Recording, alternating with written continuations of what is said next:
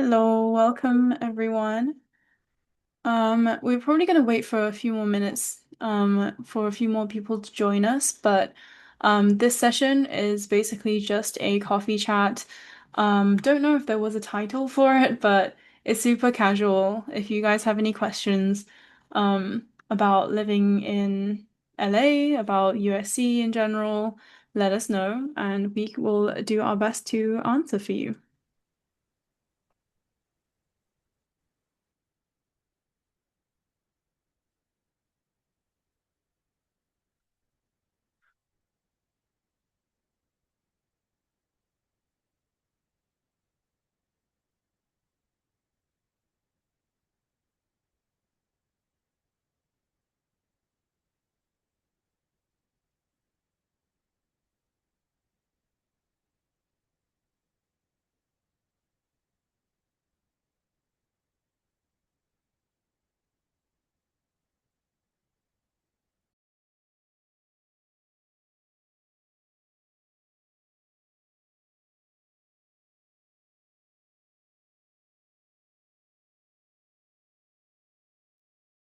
Hello.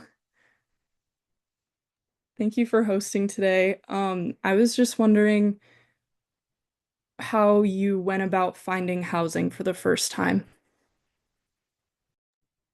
I think for me, I went through the USC housing portal first because I didn't have the ability to come visit LA, so I thought it might be better to go through something that's like approved by the university.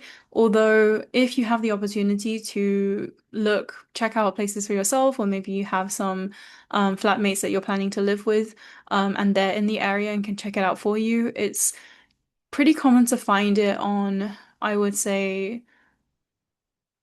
Mm, I'm not sure if anyone has any better recommendations, but I found a lot of links through Reddit. There are some like pretty established housing companies in the area. For example, there's like Moo Housing, there's Orion, there's like Dream Property Management, there's TripleLink, like a bunch of these different housing agencies. And if you take a look on like I think apartments.com and Zillow, you can also find some, and also in like Facebook groups as well. USC does have some resources for links to um, off-campus housing, but of course they can't endorse them because they are third parties. So if you're looking to rent off-campus, you might have to do some digging yourself, unfortunately.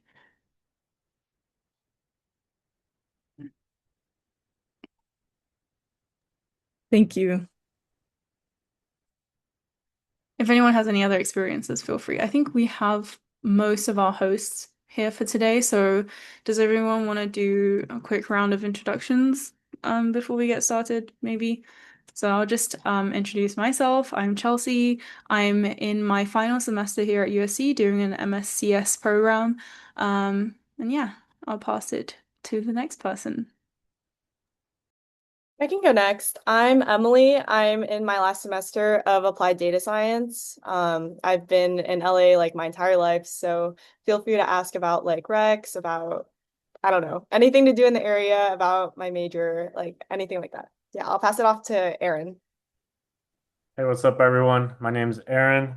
I'm also in my last semester in analytics, which is in the industrial systems engineering department. I am from originally Indiana, so like the Midwest. So coming to LA was pretty new to me. In terms of housing, I was looking like on apartments.com and whatnot, but that's just a little bit about myself. I'll pass it off to Samantha. Hi, I'm Sam. I am in my first year of my master's program in astronautical engineering. I'm also an LA native, so I have a lot of recs. And I also, when I was looking for housing, I found my first apartment on apartments.com as well. So that's definitely a good resources. Also, if you have like friends in the area that maybe you could rent an apartment together with, or you can have them check out places for you, I would definitely recommend because the listing you see online is always a lot different from what you're actually seeing in person. I will pass it off to James, I think. Is he a host as well? I don't think so. I think James is an attendee. I think the only ones who are hosts are the ones with cameras on right now. Okay, I'll pass it off to Chang. Hi, my name is Shanjun, and I'm currently a second year student in Math Science and Analytics as well. I'm originally from Taiwan, and this is my third semester here. For my very first housing, I found it through one of like the Tony's group chat things, so like you can filter out, some like bad housing agency that might rip you off. So I feel like if you have some I don't know, like some group chat Reddit forum, you probably can look it through. So, it can probably help you with some better housing a little bit. And I'll pass it off to Akensha. Yeah, hi, my name is Akansha. I'm in my second semester. I'm doing Masters in Construction Management. And regarding housing, I actually found it through a mutual friend. So again, yeah, as Samantha said, I would suggest that if you know anyone or if you get like connected to anyone, you can ask them to like help you around with it. And yeah.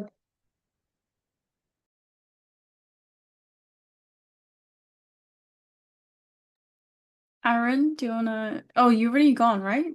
Okay, I think that's all of us. In that case, yeah, we're just here today to answer any questions that you might have. This is like super casual.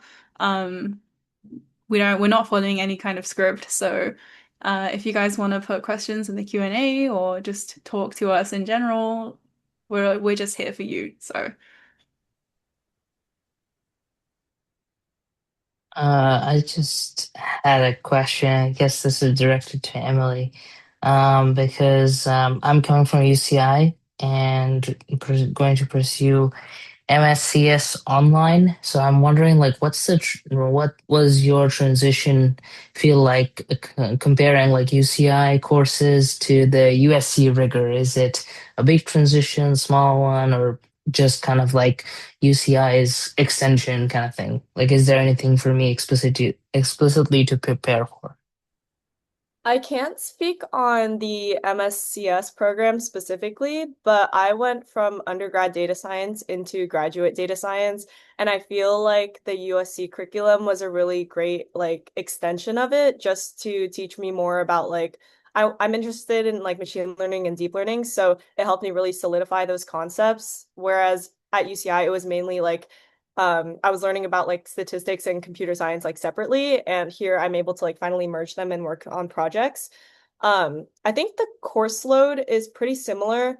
As a master's student, you will mostly be taking only 2 classes a semester for full time, which is less than full time at UCI, which is like 3 or 4. But I would say it's pretty hefty and like more work than you would expect. It's basically like a regular full time load. It's just more project based and you go like deeper into concepts.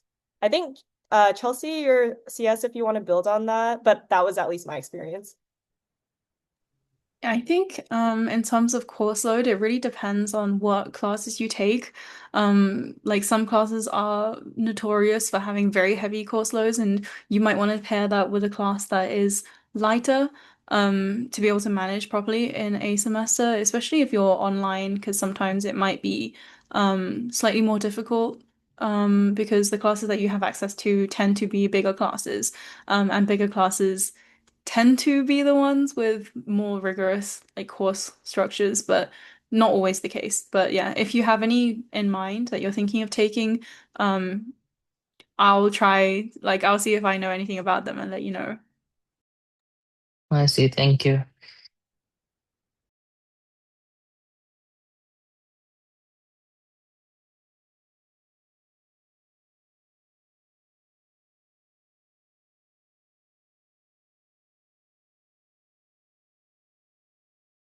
Just out of curiosity, the for the people attending today, are all of you in CS?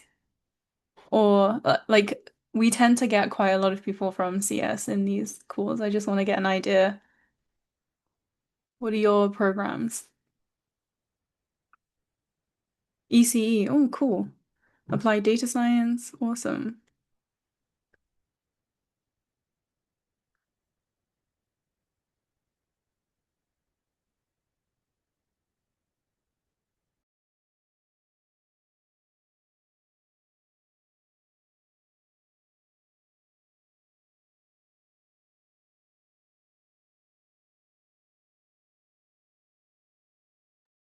Yeah, if you were accepted, feel free to ask about like classes, or if you're prospective, feel free to ask like about the application process.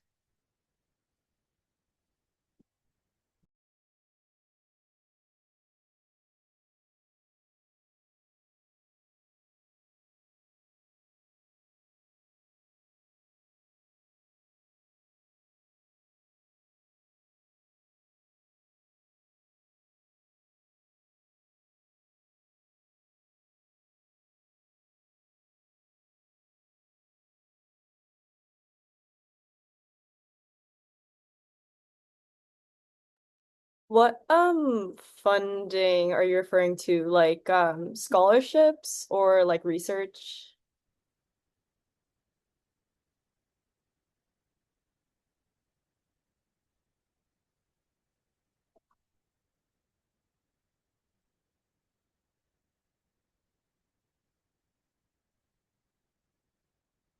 I can start to address Maddie's question. So for scholarships, when you submit your initial application to USC, you're automatically considered for merit scholarships. So I'm not sure if results have been sent out yet, but they should be sent out along with the results of your application.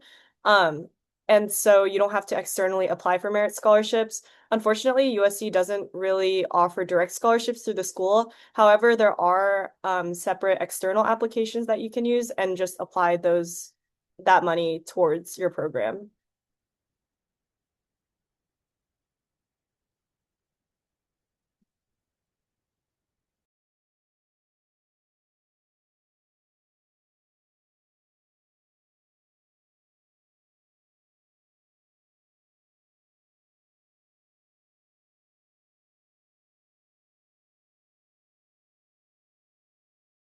Is anyone here ECE? I think we have a few ambassadors that are EE, but I'm not sure specifically about ECE. I know people in EE and CE, but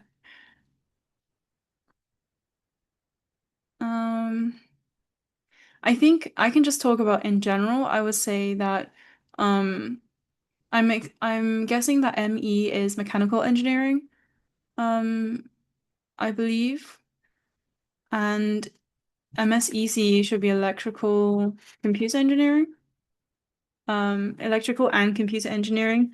So I would say that from people I know who did a mechanical engineering background, a lot of their knowledge on hardware and like specifically computer systems tends to be a little bit broad because of the nature of their undergrad being mechanical engineering and not ECE specifically.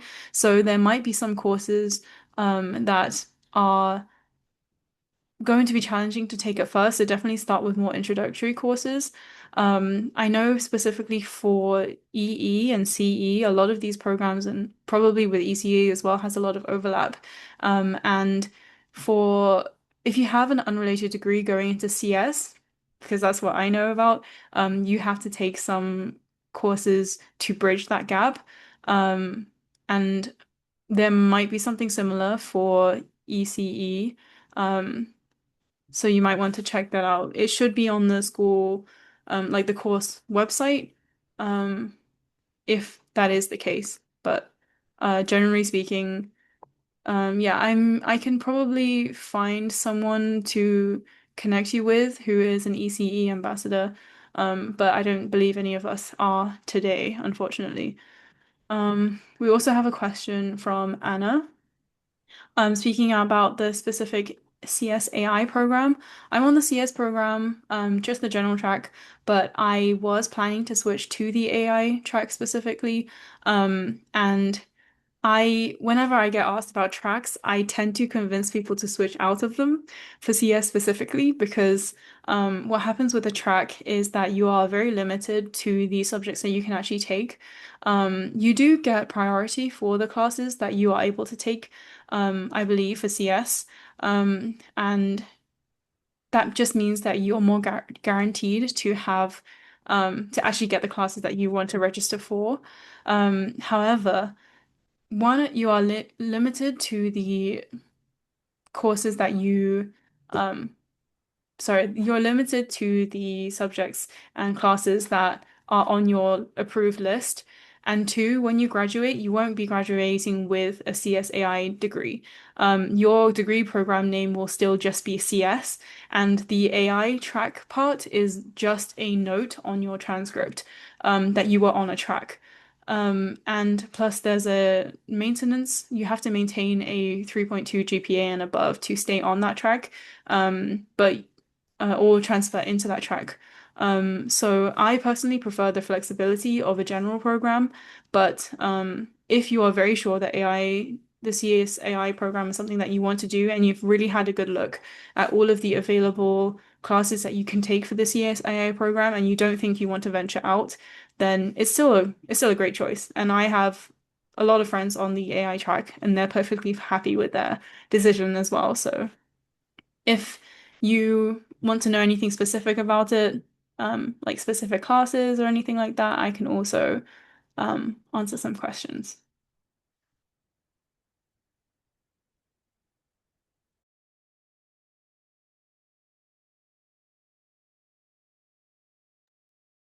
For introductory courses, um, to bridge the gap, usually they are completed in your first semester, actually. So for CS, specifically, there's a scientists and engineers program. So that's for people who are coming in without a CS background.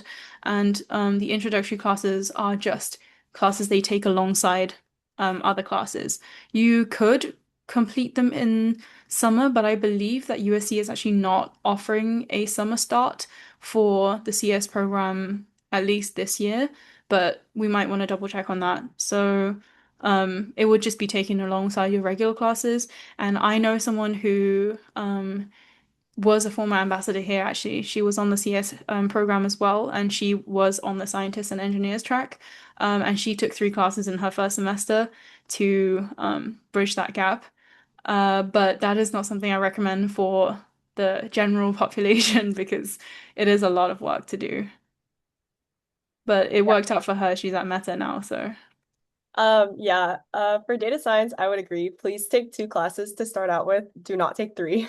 For introductory courses for applied data science, you have 3 of them, which you can waive out of. So you have a Python one, which you have to test out of, and then 2 other ones where if you've taken them before, you can either waive out of them or take them. Usually those are split up among your first year. But yeah, those are usually taken in the fall and spring of your first year, I would say. They are considered electives, so if you did want to waive out of them, you can just add on 3, like 1 to 3 more, for the ones that you did wait out of for the electives that have to make up the credits, basically.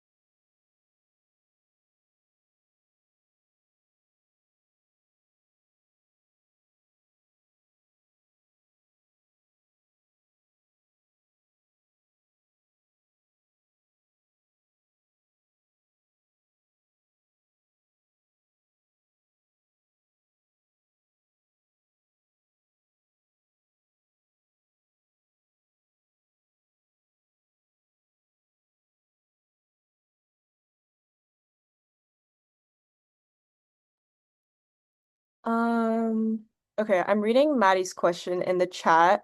For applied data science, if the intro courses are considered electives, do they count as part of the larger degree or as add-ons? Could one complete the full degree in 2 years with those intro courses as part of the curriculum? Yeah. So normally with the applied data science degree, you need 32 units to complete it, I believe. Either 16 or 32. But it's 2 courses per semester, based on that. And then for the intro classes, since they're considered electives, they would just count towards your electives. So you have 3 core courses that you have to take. So everyone has to take them regardless of if they taken them before or anything. And then aside from those, you have 5 electives to choose from. If you decide to take the 3 intro courses, that would just take up 3 of your elective spots, and then you have 2 more electives to choose from. If you take 1 intro course, then you have 4 more electives to choose from, etc. So they would just count towards your electives, basically.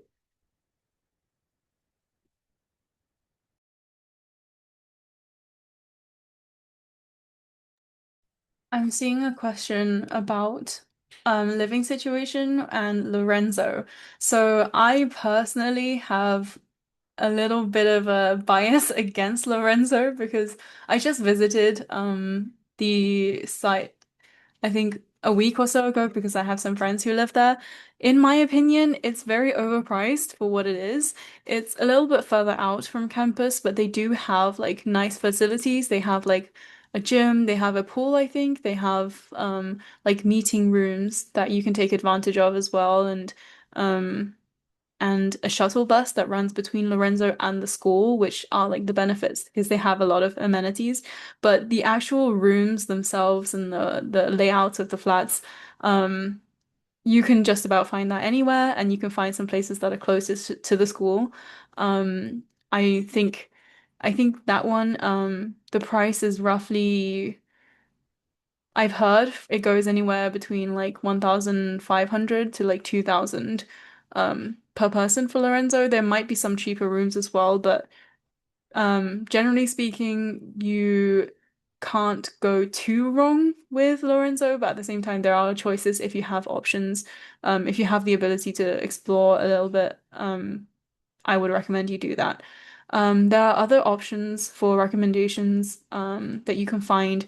I think a few of our ambassadors mentioned apartments.com, that then they had a look and then they went to see things in person or do a virtual tour, sorry. And I would agree with that.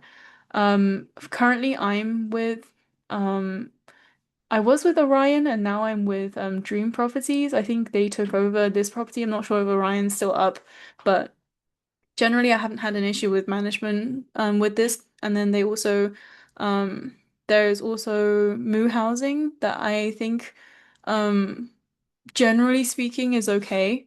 I haven't heard of like too many awful stories from them.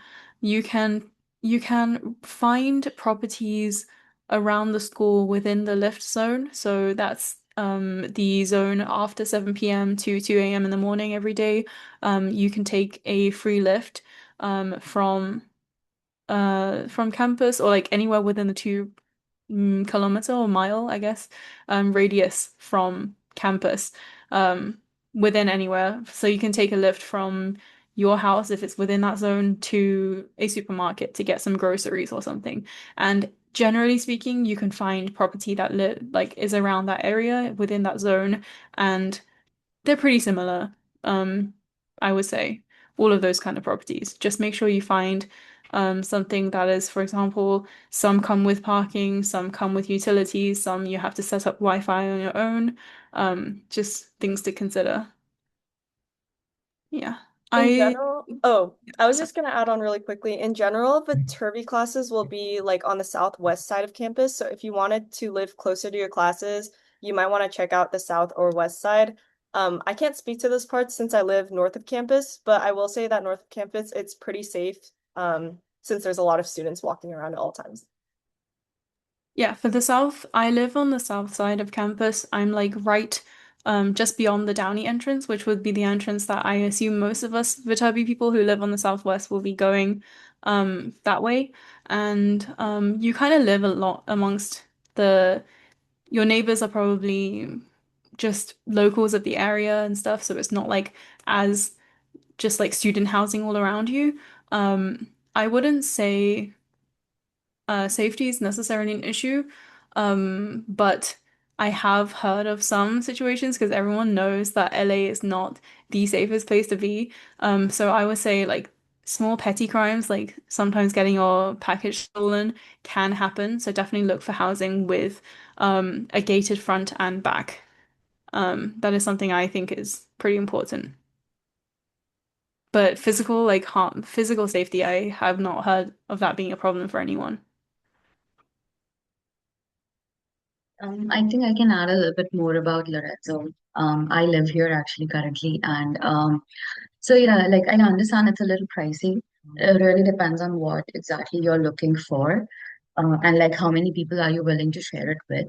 Because if you're in a 2B2B layout, you can have up to 5 people living in the house, so that definitely reduces purpose and cost.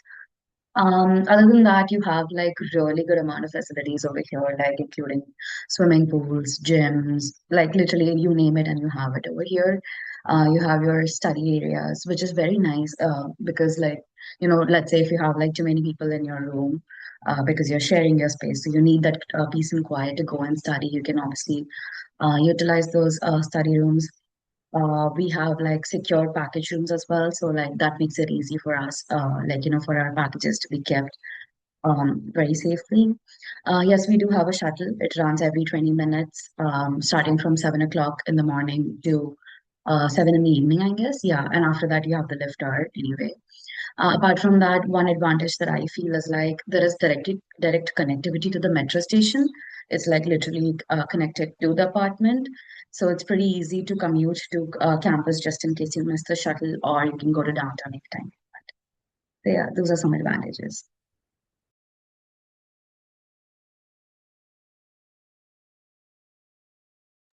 I see a question about DEN students. I don't believe we have any DEN students on our panelist within our panelists today because as ambassadors, most of us are in person and we do a lot of in-person events. But in regards to office hours, it's the same office hours typically as just regular on-campus students. And most of the time there will be a Zoom link for the office hours for professors and TAs.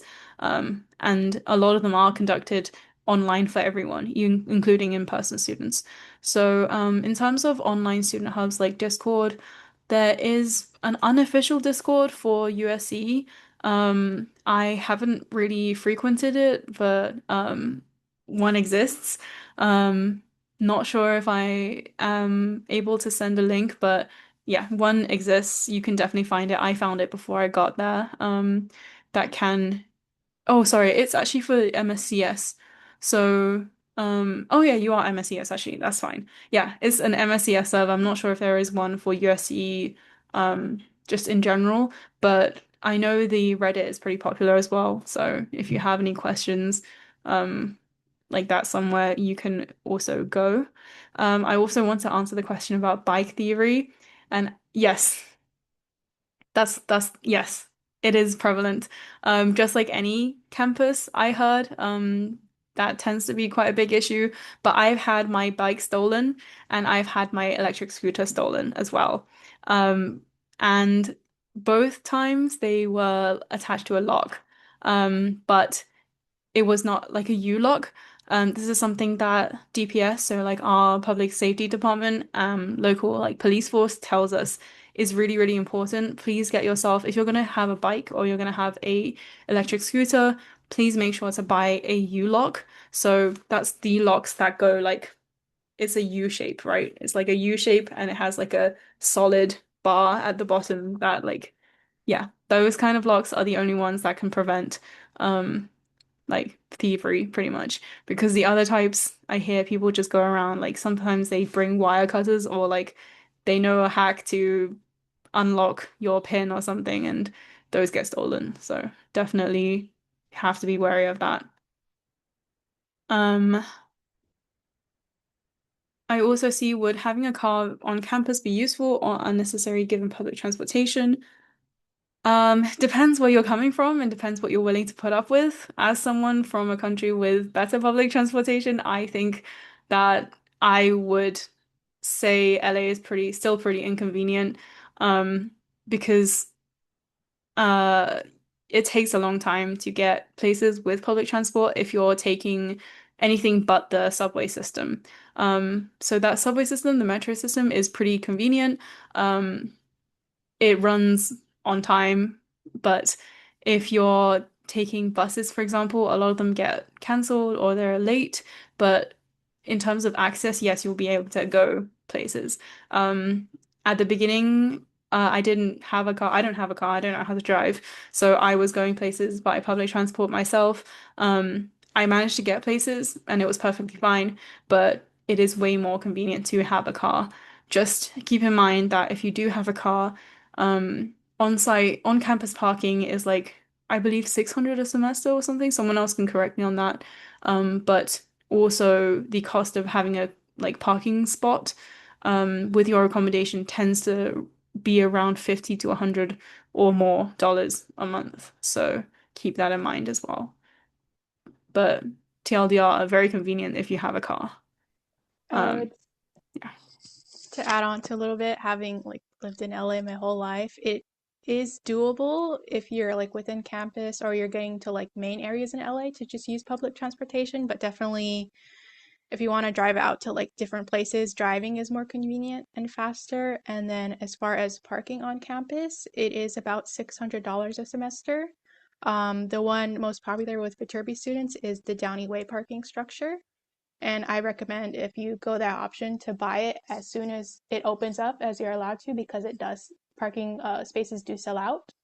Other than that, there's street parking, and people park in the like local neighborhoods. But if you go that route, also I recommend getting to campus a little extra early to allot time to look for parking.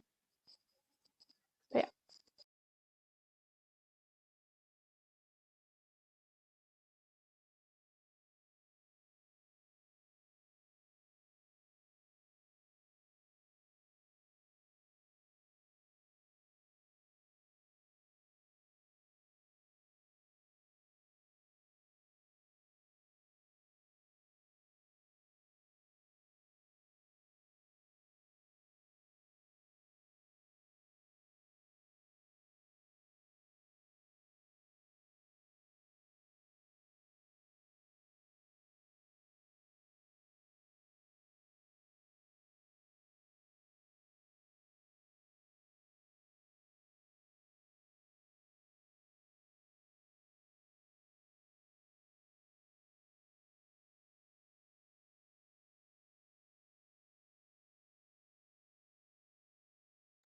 We have USC Village right next to campus. It's basically the same as on campus because I think after like 9 p.m. you have to bring your student ID or you have to like read off your student ID to be able to get in to the village. But in the village there's a Target and there's a Trader Joe's. And there's also within the DPS zone there's a Smart and Final and a Ralph's. Not sure if anyone has any others that they tend to go to, but yeah, Trader Joe's is the one that most people go to most often. But just a recommendation, I think specifically for the Trader Joe's next to us. I don't know if this applies to all Trader Joe's, but the berries are better in Target. So like blackberries and blueberries, don't go to Trader Joe's for them. Go to the t Target, like literally right next door. They are way sweeter and way juicier. For some reason, Trader Joe's berries are not great most of the time here. But Also, yeah, Ralph's for a bigger variety. It's a huge store, I think. Yeah. also there's a Smart and Final that a lot of people go to outside of the Downey entrance as well, but like literally directly across from the exit where a lot of your classes will be. That one's really good if you want to pick up stuff for like um in bigger volume as well. They have a lot of like, food gloves and like baking trays and stuff like that that you can buy in bulk if you're hosting any events or anything like that as well, which is pretty useful. And Ralph's is like definitely has more variety in certain aspects, but generally speaking, yeah, those are the few.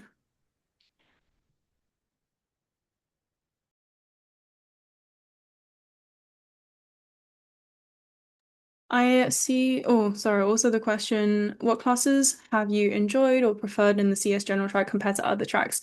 I don't know if this is available or not to other tracks, but my favorite classes, one of them is the 526 game dev class, Advanced Mobile Game Development, I believe it's called, but actually we're not doing any mobile development, but it's game dev. And the professor is amazing. He is so engaging. I learned a lot in that class and it was genuinely fun. I looked forward to going to classes, and the professor is also like very, very willing to help students. So he is like a two-time Emmy winner and like has a bunch of credentials, used to work at DreamWorks and stuff, and has a lot of like knowledge about the industry and does his best to support students. If you need help, like connecting with others through him or doing anything like that, he is a great resource. And there's also, I'm really enjoying some of my PhD level classes that I've taken. I took one last semester on um, privacy preserving machine learning, and that I don't know if it was something available to the CSAI track, but it was a special topic at PhD level. And that one was a really, really cool class. You got to learn a lot of things in a lot of depth that I've never looked into before. Um, and it's just these kind of classes, I feel like sometimes they could be slow to be approved for tracks. But that was definitely one that I really enjoyed. Other than that, let me think. NLP course you have in the AI track as well. But that one is one applied NLP 544 is also really good. And this semester I'm taking natural language dialogue systems, which is also a PhD level class. Not sure if that's on your track, but it is also something that I think is great. That's one of the things I want to recommend to people. If you're um, allowed to, definitely take some PhD level courses as well, if research is something that you're interested in.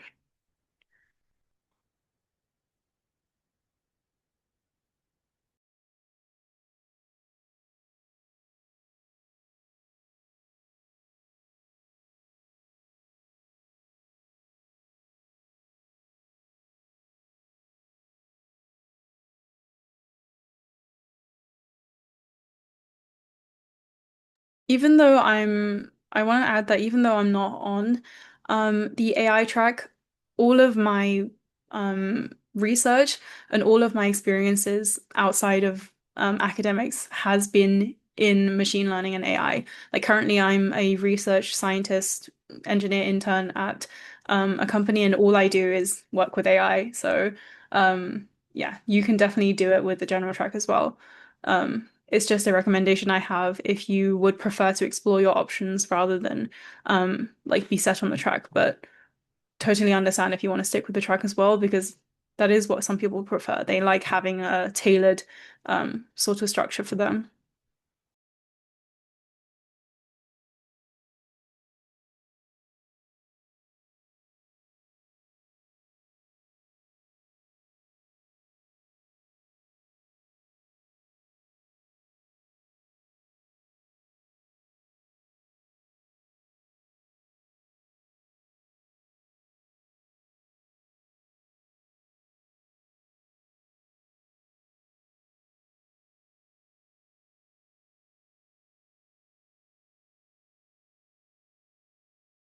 Yeah, so with the research internships, you actually can find them through the professors. There is a newsletter that goes out for the Viterbi like department in general. Um, and within those newsletters, people will post like if they have any paid research or just internship positions in general. If you want to find just research opportunities, it's so abundant at USC. You can just reach out to professors, and a lot of them will be willing to work with you if they have space. And typically, you just find a lab that you're interested in. They probably have a website or a form that you fill in, and you do a quick call with the professor to see if your interests align, and then you're in. But if you want something that's like a paid experience, or maybe a professor is trying to do a startup or something like that, they will typically post that in a newsletter. We also sometimes get like collaboration emails from like other professors outside of USC that post advertise their labs and opportunities in our newsletters as well. Though it's not like that case is not super common.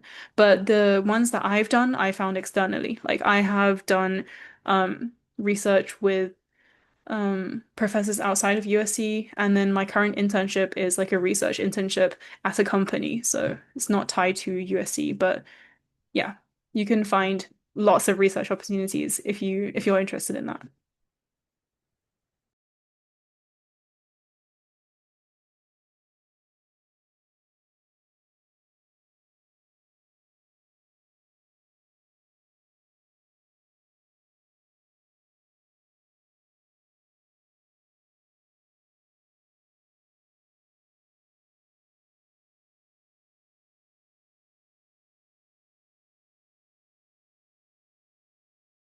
But one encouraging note that I do want to add is that everyone I know who has been interested in research has been able to find a professor to work with. So, if you just want to get involved with research, it's quite easy to do so.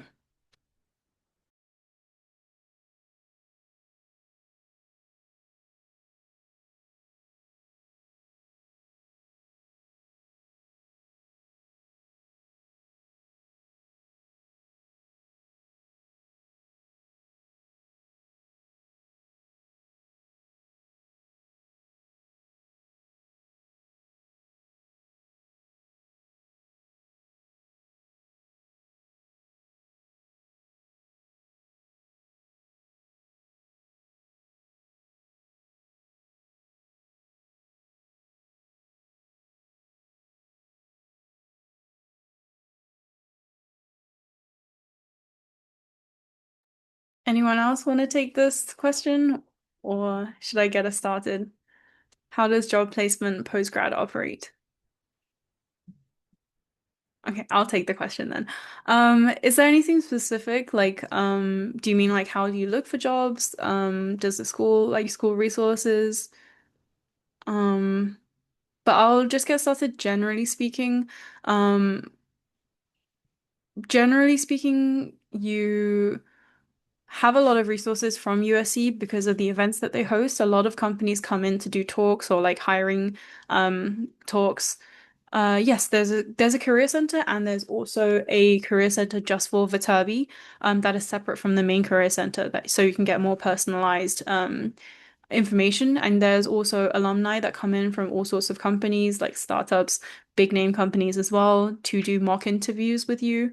And employers, I'm not sure if they come on campus to do interviews, but they do fairs and events. Like I know people who have gotten internships from these sorts of like events that they host.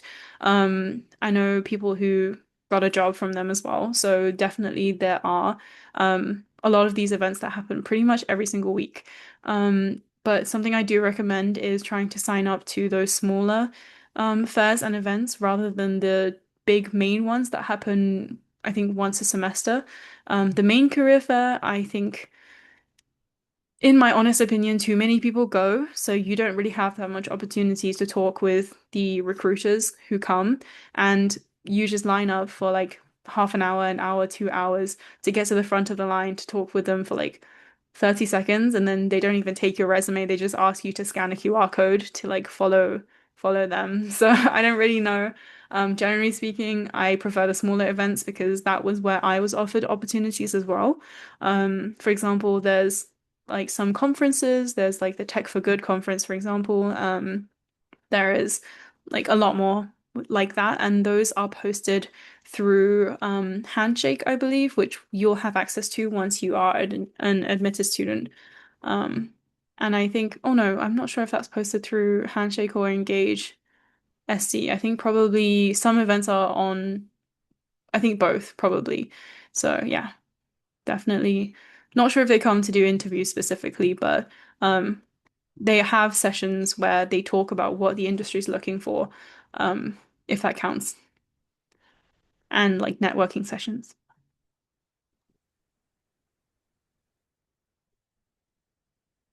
I'll also add that a lot of clubs have resources similar to that. So they'll bring in alumni to do mock interviews or just any networking in general. So I'm personally involved in SHIP, which is Society of Hispanic Professional Engineers, but I know there's also like SWE, Women Engineering, um, and various other clubs, even within your department, that have a lot of good resources. So I think once you're here, you can definitely start to explore those resources and discover what's available.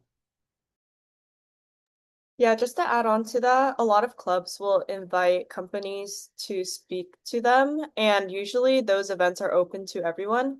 So if you are able to like join their Slack or just talk to anyone who's in the club, usually you can just like find out when those events are happening too, even though they're not really posted on Engage or Handshake.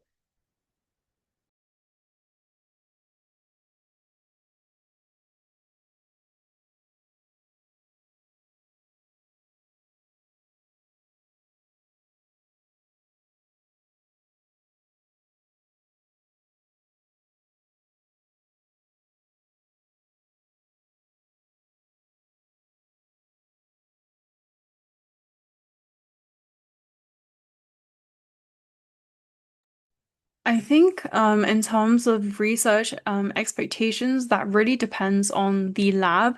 I've had professors who ask for you to work at least 10 to 20 hours on research, but there are some professors who I've spoken to who are more lenient. You can do like 5 hours if you want.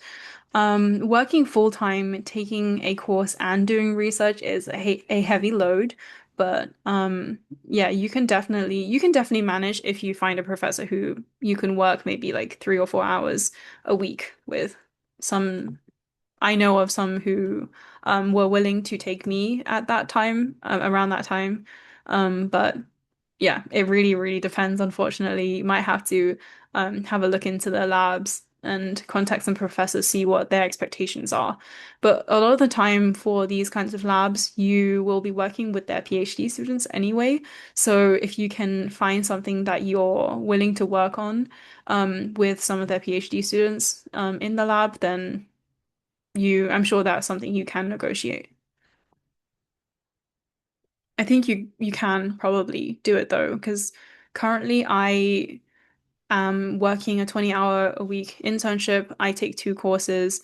I do research with and I do research with 2 professors on top of having 2 on-campus jobs. So, and I'm doing okay ish, struggling a little bit, but um, yeah, it's something that if you can manage your time, you can discuss with your professors and yeah. But good luck with everything. It might be a bit difficult to get used to at first, so don't take on too much at once.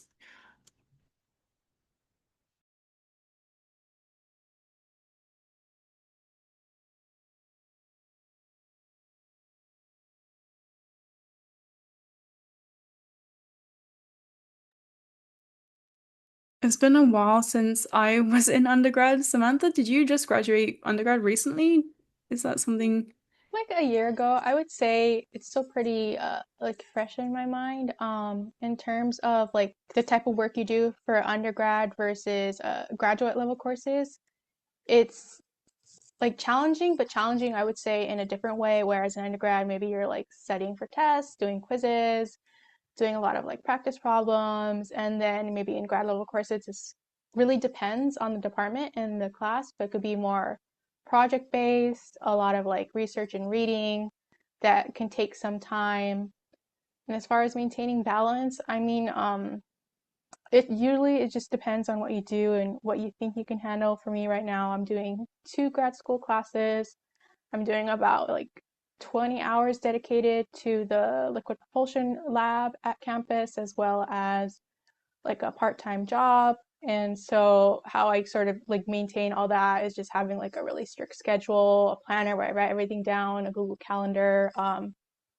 So I would definitely recommend your first semester don't take no more than 2 classes while you're sort of figuring out what sort of labs you might want to work with, and then just really do the things you know that'll help you stay organized to manage it all. I definitely suggest with the link that I think Emily posted earlier, you can probably find an ambassador that like does the same course as you, and if you can connect with them and get some recommendations on what classes to take in your first semester, that would be a good idea because I went in blind and I went and I took two of the hardest classes I could take and I didn't do very well. It was a lot to handle in my first semester. So definitely if you can take advantage of those resources.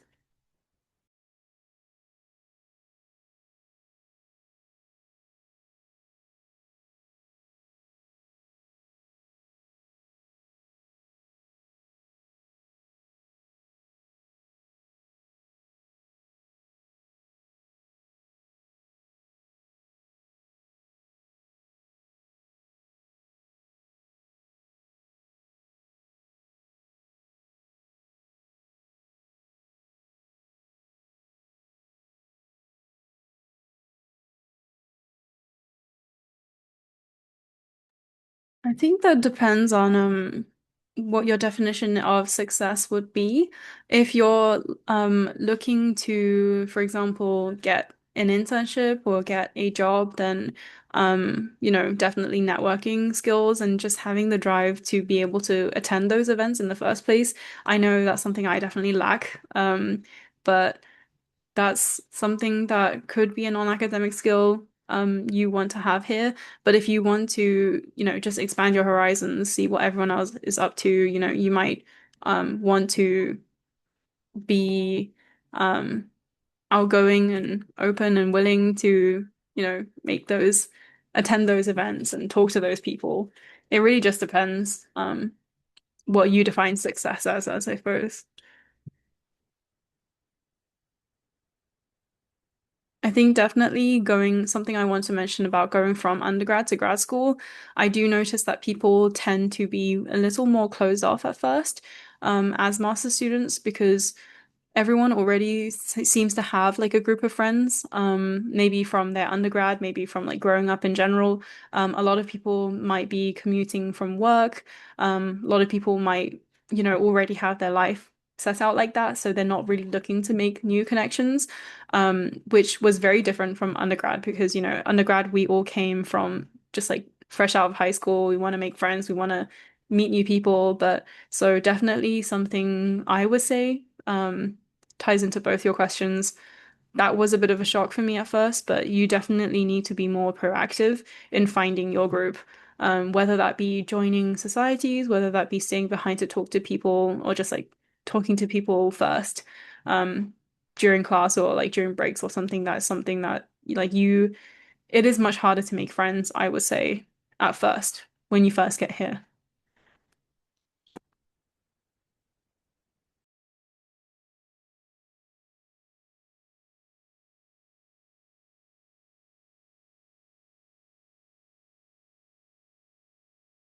Of course. We have about 5 more minutes. If you guys have any last questions for us, feel free to just type them. Um, but yeah, I think ambassadors, do you guys want to take a quick picture now for Josefina, I think, Josefina? Ryan, are you able to turn your camera on? Okay, let's take a quick picture then. Emily, do you mind taking it or should I? Okay, sounds good. Yeah, I got it. Okay. Okay, are we ready? Okay. 1, 2, 3. Wait, I'll take another one. I think Okay. some people are lagging. 1 second. Okay. 1, 2, 3. Okay, I got it. Okay, nice. Yeah, last few minutes, if anyone has any last minute questions, anything really. This is not formal at all. Just feel free to ask. Yeah, of course. I'm happy that you guys found this event. Like I wasn't aware of this resource before I was a student, so definitely take advantage of the opportunity to pick at some people's brains. Yeah, feel free to reach out to any of us on Unibuddy, which is the link that I sent earlier in the chat. I can send it again if it helps make it easier. I But just you can just resent look it. any of us up by name or major and chat with any of us. Yeah, sorry. You can go, Aaron. No, I was gonna say that I just resent it. I plugged it back in the bottom for you. Oh, my bad.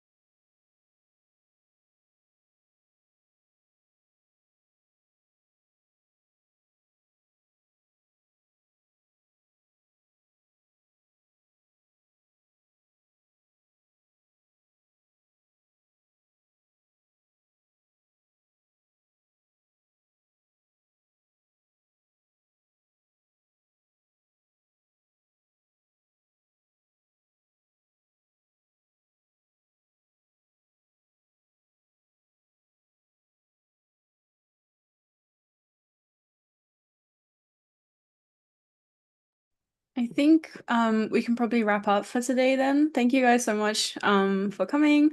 I really enjoyed talking to you guys. If you have any questions, again, just feel free to use the Unibuddy link. And yeah, have a good rest of the day and rest of the week. I'll stop the recording now.